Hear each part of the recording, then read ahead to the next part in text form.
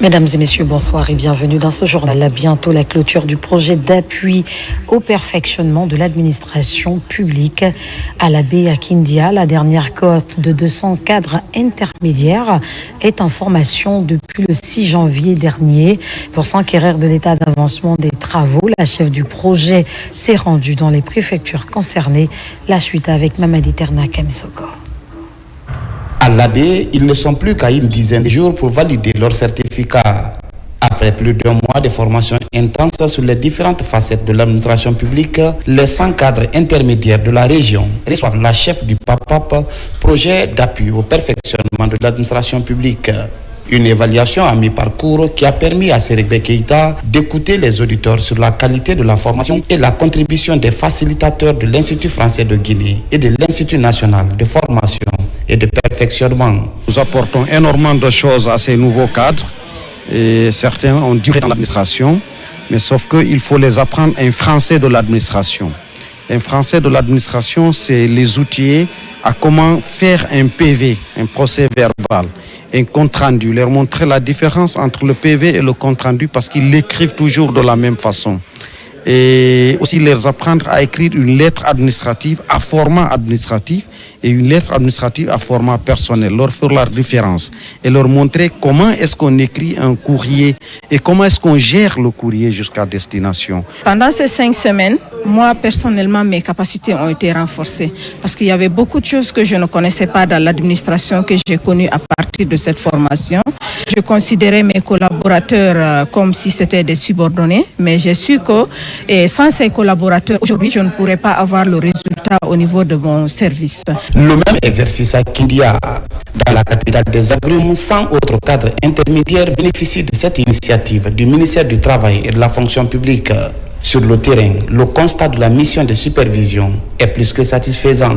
Dans les deux régions, c'est qu'il y a une nette évolution des formateurs. Depuis Zérékoré que la formation a débuté, on voit bien qu'il y a une progression, une appropriation des techniques de formation. Je souhaiterais que cette région fasse 100% de réussite parce qu'on a constaté qu'à Zérékoré, on était à 97%, à Kankan 99%. Ici, on fait 100% avec en plus au moins les 2 ou 3 premières des femmes. Ce sera vraiment une réussite totale du projet dans les 4 régions. Lancée le 6 janvier dernier, la formation des 200 cadres intermédiaires des régions de l'Abbé et Kindia prend fin le 21 février prochain. Elle viendra clôturer cet ambitieux programme de formation de l'administration déconcentrée, financé par l'Agence française de développement pour un coût global d'1,3 million d'euros.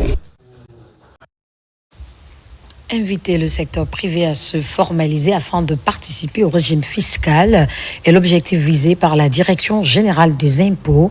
Pour y arriver, une mission conduite par la directrice générale par intérim a rencontré les cadres de la Chambre nationale de commerce, d'industrie et d'artisanat de Guinée. 2 points essentiels étaient à l'ordre du jour: parvenir à une collaboration fructueuse et le plaidoyer pour l'annulation de certaines taxes. Amadou Touré, reportage.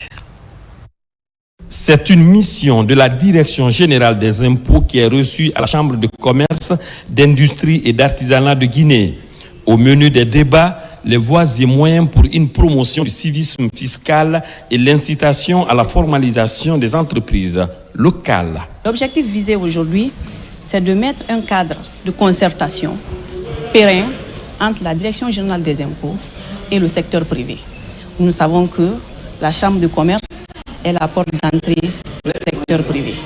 Nous voulons élargir l'assiette. Remercier le président, le général Mamadi Doumbouya, de m'avoir donné l'opportunité de venir auprès de la Chambre pour pouvoir travailler en élargissant l'assiette fiscale qui va se répercuter sur les recettes de la Guinée. En cette période de rareté de l'apport financier extérieur, les autorités guinéennes veulent faire de la mobilisation et de la sécurisation des ressources internes la clé de voûte du succès d'une fiscalité civique.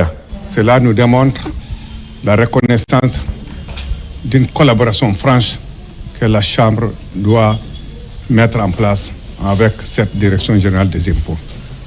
Et c'est le lieu pour nous de féliciter la nouvelle directrice générale des impôts est de souhaiter qu'elle puisse réussir à sa mission et de remercier et de féliciter le général Mamadi Doumbouya, chef de l'État, chef suprême des armées, la confiance qu'il a placée en elle et que nous rassurons que comme l'ensemble du secteur privé est géré par l'administration de la Chambre et les impôts, de notre côté, nous ferons mieux pour qu'il y ait une harmonie, une collaboration franche entre le secteur privé à travers la Chambre de commerce et la Direction générale des impôts.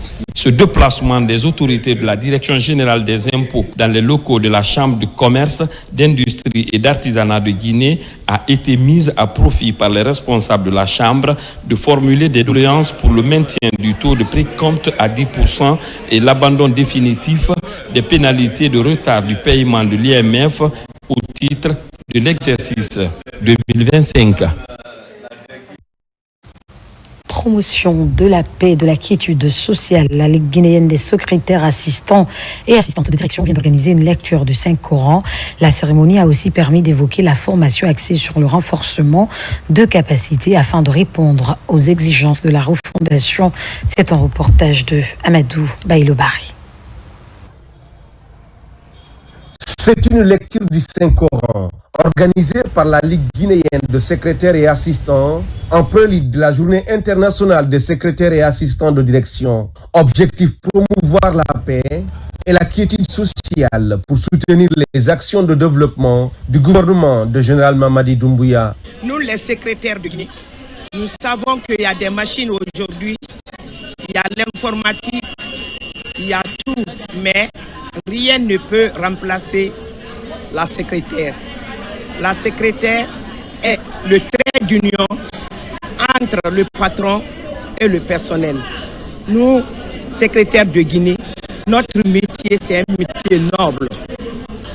Donc, nous avons trouvé nécessaire pour l'accompagnement du gouvernement, pour la refondation, nous, secrétaires, nous aussi, on s'est levés.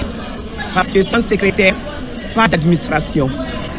Notre but aussi, c'est prier pour la paix, pour prier pour notre président, le général Mamadi Doumbouya. Nous avons organisé cette cérémonie pour la quiétude, pour le bon vivre entre les Guinéens, pour vraiment l'émergence de notre métier, la Ligue guinéenne des secrétaires. Visant à actualiser et à moderniser le métier de secrétaire, la Ligue guinéenne de secrétaire met l'accent sur le renforcement de capacités des secrétaires et assistants à travers les techniques de l'information et de la communication. Je lance un appel. Venez, on va se former. C'est la formation qui fait développer le pays. Donc, je lance un appel solennel à tous les secrétaires de venir, de renforcer leurs capacités. Les participants se disent satisfaits et apprécient les efforts fournis pour la réussite de cette cérémonie. C'est une cérémonie qui a bien réussi et elle est d'une importance capitale. Nous remercions le Tout-Puissant Allah qui guide et qui est en train de guider les femmes. Aujourd'hui, tout le monde veut la paix.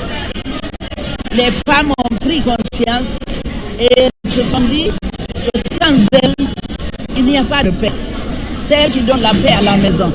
C'est elle qui donne la paix dans les services.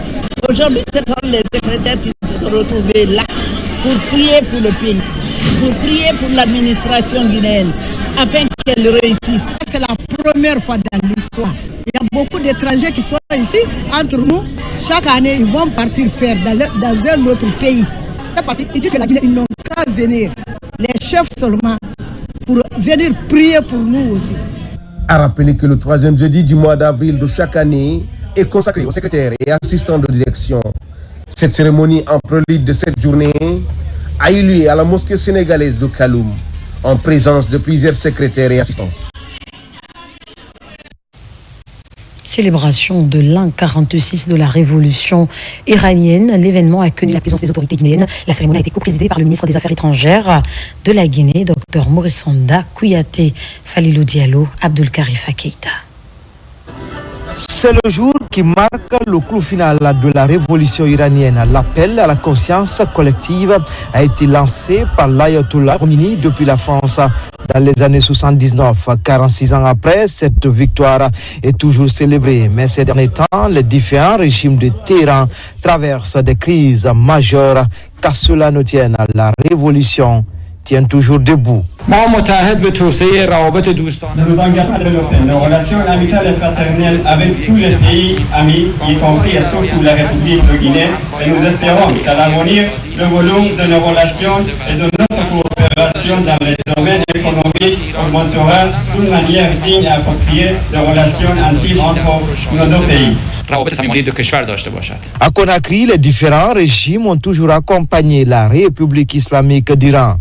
Déjà une unité industrielle réalisée par le pouvoir de Téhéran à Conakry. C'est en guise de reconnaissance des efforts fournis par le président Ahmed Sékou Touré dans le conflit Iran-Irak.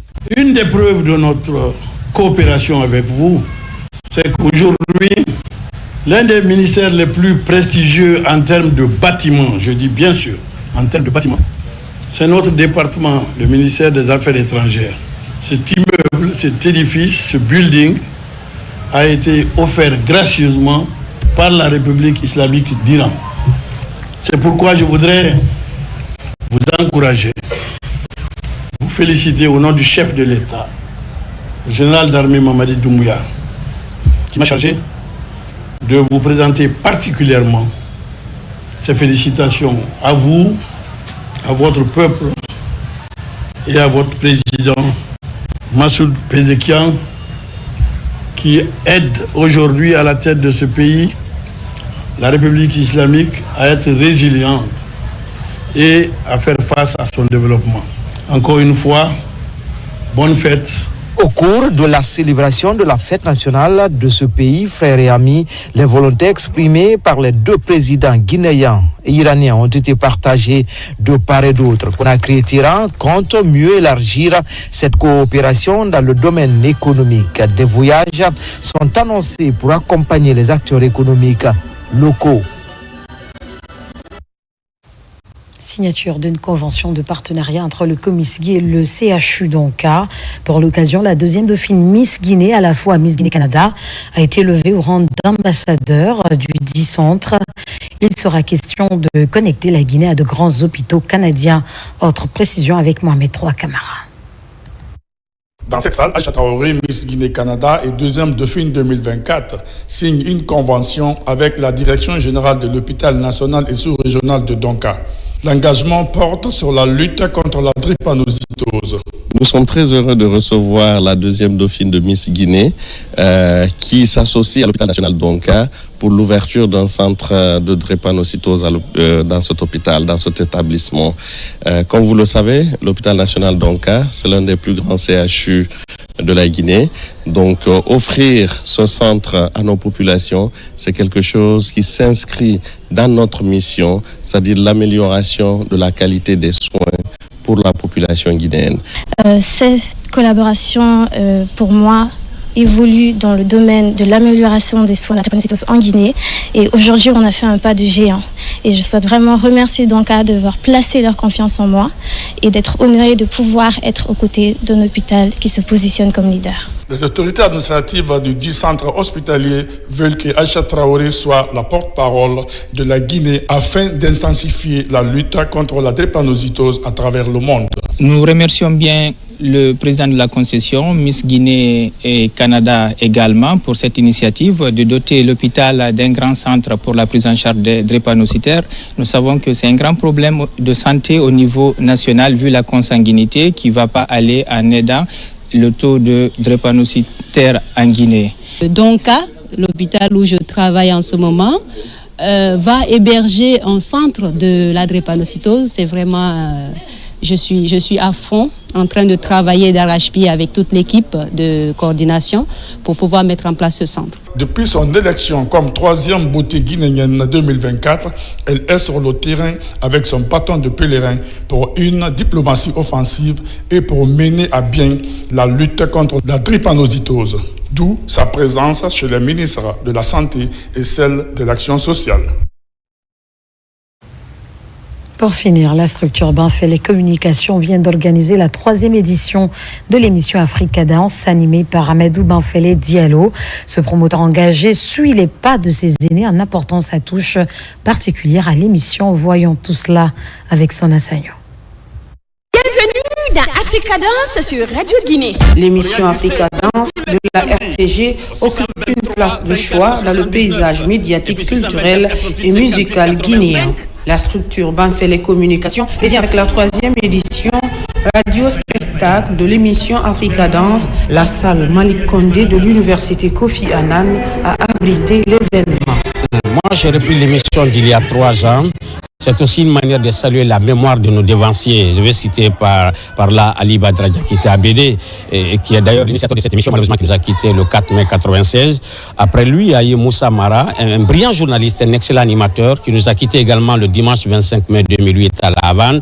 C'est pour saluer d'une façon révérencieuse la mémoire de ces géants du micro. L'objectif de cette cérémonie, c'est une manière de donner l'image positive de la culture à travers la musique. Nous faisons de la radio, c'est normal qu'à chaque fin d'année, nous organisons un cadre de rencontre où les acteurs culturels, les artistes, les journalistes culturels se retrouvent autour de la musique. Vous le savez, je l'ai toujours dit qu'Africa Dance, c'est une émission qui a propulsé beaucoup de talents. C'est pour cela cette année, on a préféré l'humiliation. L'ancienne génération que vous avez vu tout à l'heure, le Bembea Jazz National, le Orea Band National et la nouvelle scène guinéenne avec des voix telles que Jimmy Kouyaté. Ça montre toute la vitalité et la richesse de la musique guinéenne. C'est que nous faisons à la radio, il faut mettre cela en face du monde. L'émission Africa Dance, animée par Amadou Banfele Diallo, poursuit la tradition de l'excellence établie par ses prédécesseurs. Ce promoteur engagé de la musique guinéenne et du monde guide les auditeurs et fait émerger les artistes. Une soirée riche en couleurs avec les prestations des groupes emblématiques Bembea Jazz National et le Orea Band. On a participé activement, on a accompagné et puis ça veut dire que nous sommes vraiment ravis de voir de telles émissions donner la chance à nos anciens musiciens de continuer encore à nous bercer comme c'était dans le temps. On a été heureux de voir le Bembea avec Sekou Bembea, de voir le Orea avec Belmondo. Ça nous a rappelé vraiment des temps de notre jeunesse parce qu'on a été bercé avec ces morceaux et qui ont donné vraiment une très bonne image et une grandeur culturelle à la Guinée. Donc si de telles émissions sont encore en vigueur dans notre pays, je pense que la culture guinéenne va gagner encore davantage une belle place dans le concert des nations. Tout au long de la soirée, la structure Banfele Communication a charmé ses invités. La cérémonie est marquée par une remise de satisfaction en guise de reconnaissance. C'est la fin de ce journal. Merci de votre fidélité à la RTG. De mon côté, la joie est immense de vous servir ce lundi. Prenez soin de vous. Guinée, notre paradis, terre de richesse, d'opportunités et d'innovation. Bonsoir.